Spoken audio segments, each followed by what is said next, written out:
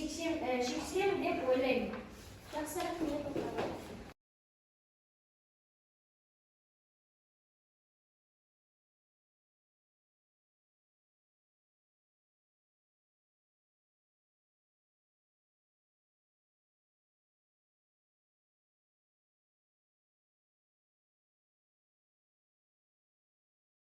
Таңғы шайды тәттілеп ішіп, айраннан ұрттап, кешке дейін ауыл балаларымен ойнаймын.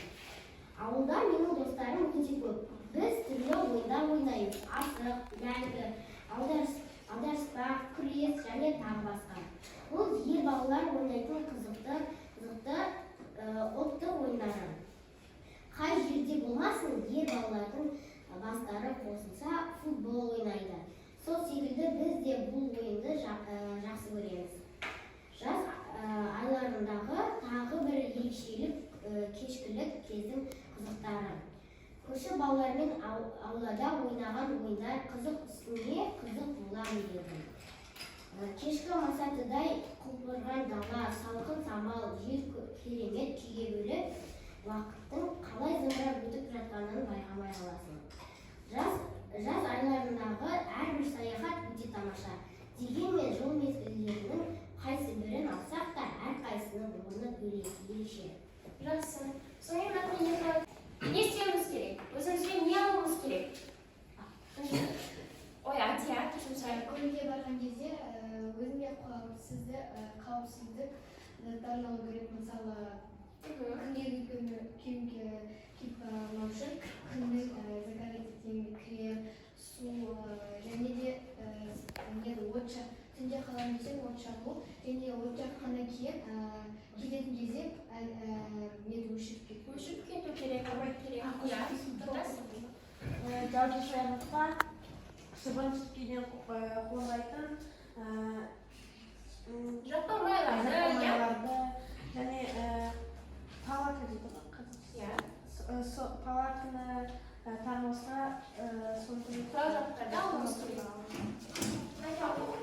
және саяхатқа өзің жалғыз барсаң, өзіңмен бірге әрдайым компас болу керек, адастыру үшін. жақсы, керемет. Мысалы, көлге барғанда қауіпті, сен жүзу білсең, сол суға түсу керек. Ал жүзе алмайтын болсаң, өзің жетпейтін аяғың жетпейтін жерге түспеу керек. Жақсы, керемет. Жазғы саяхатта күн өте ыстық болады, сондықтан басының күн өтпесін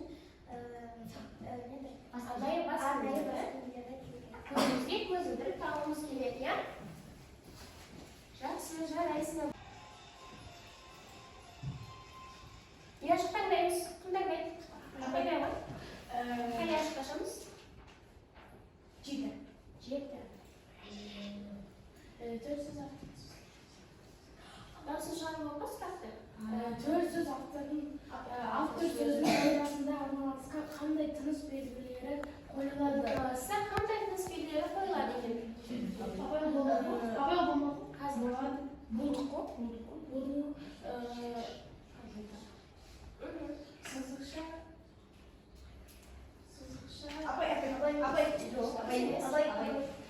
Төл сөз автор сөздің ортасында. Яғни екі жағында автор сөз болады, ортасында төл сөз болады. Қандай тыныс белгілері қойылады? Автор сөзі қосып түйе, сызықша немесе тырнақша, төл сөз, сызықша, автор сөзі. Жақсы. Дұрыс. Келесі кім жауап бергісі келеді?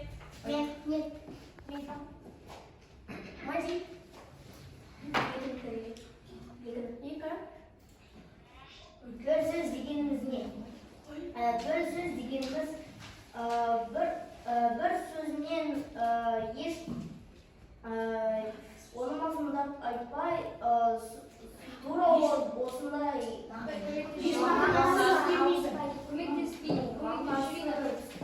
Жауап толық емес, иә? Толық емес жауап. Кім жауап береді? Төл сөз дегеніміз бір адамның сөзін өзгеріске ұшыратпай, тура оның сөзін автор сөзбен қосып айтып жеткізу. Жақсы, толық емес. Динас?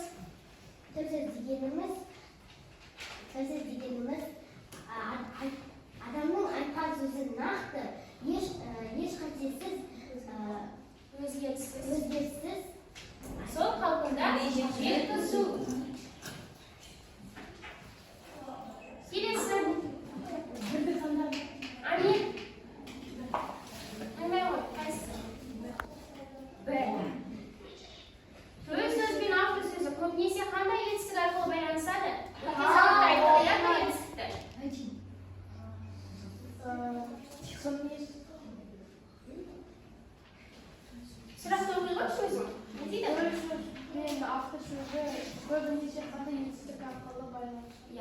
Qanday yetishdik? Bilamizmi? Kim javob beradi? Apay. Javob beramizmi? Apay apay. Aytaver. Dedi, degin. Degan yetishlar bor. Dedi, deb aytdi, degan degan siyoqda so'zga qo'llaniladi. Kelasi. Apay. Qaysi? Апай байқап сөйле деді. Ya, bu жерде автор сөзбен төл сөзін айтамыз. Qaysi?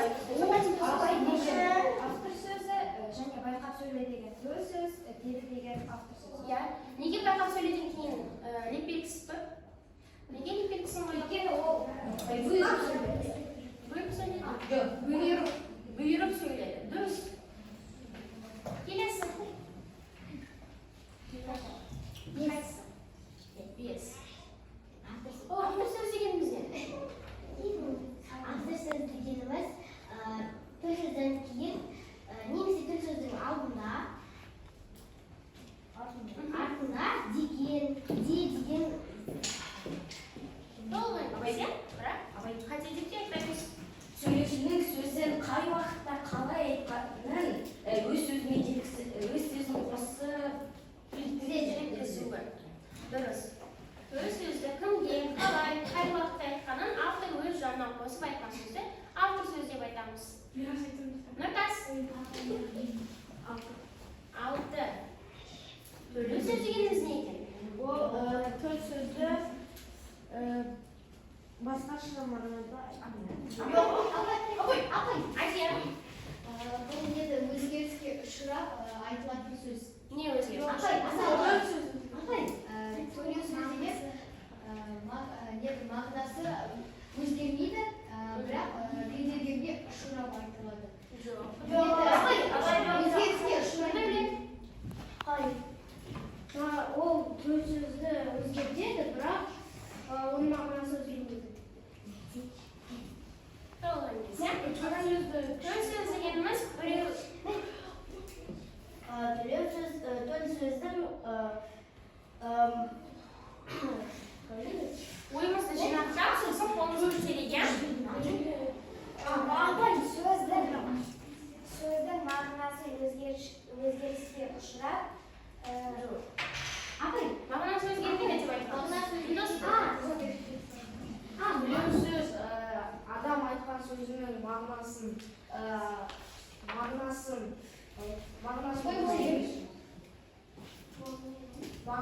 өзгермейді, бірақ айту жолы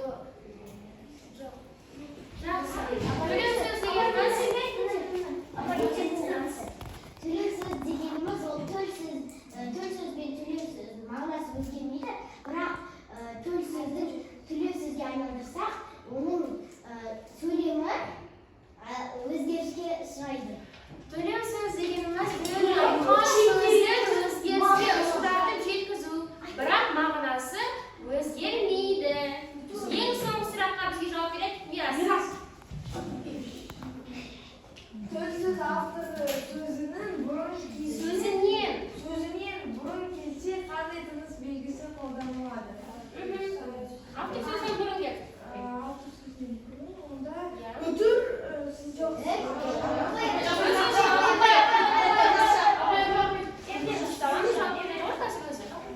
Төл сөздің алдына қандай тыныс беріп қойылатын еді?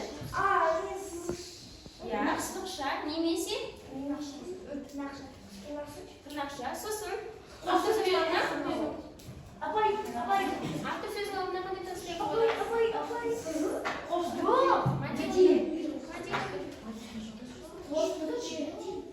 Жауап береміз ба? Қандай тыныс беріп қойылады автор сөздің алдына?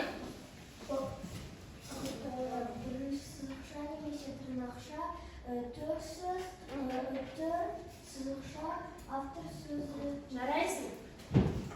Дұрыс.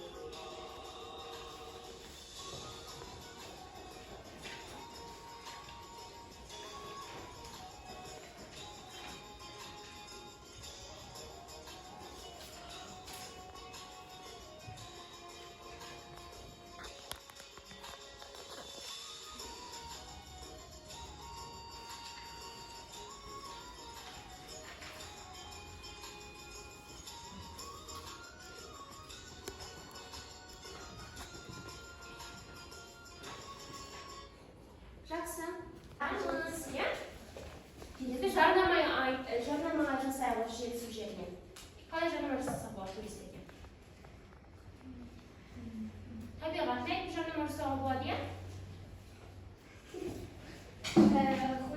Құрметті шетел туристері, осы Алматы қаласында Жетісу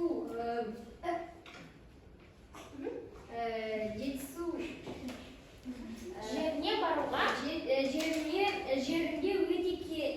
ауасы өте керемет. Ол жерге келсеңіздер, ол жерде өте көп ойын-сауық орталықтары және таза ауасы өте керемет. Келсеңіздер өкінбейсіздер. Мәнсе айтып берші. Сәлеметсіздер ме, шетелдік туристер. Бүгінгі біздің Жетісу қаламызда сіздерге арналған еді. Сіздерге Жетісу қаласын таныстырып, көптеген саяхаттаймыз. Сол үшін өздеріңіздің керек заттарыңызды алыңыздар. Тамашалар дұрыс айтады. Керек заттарымызды алыңыздар деп қаламадыңыз керек. Төртінші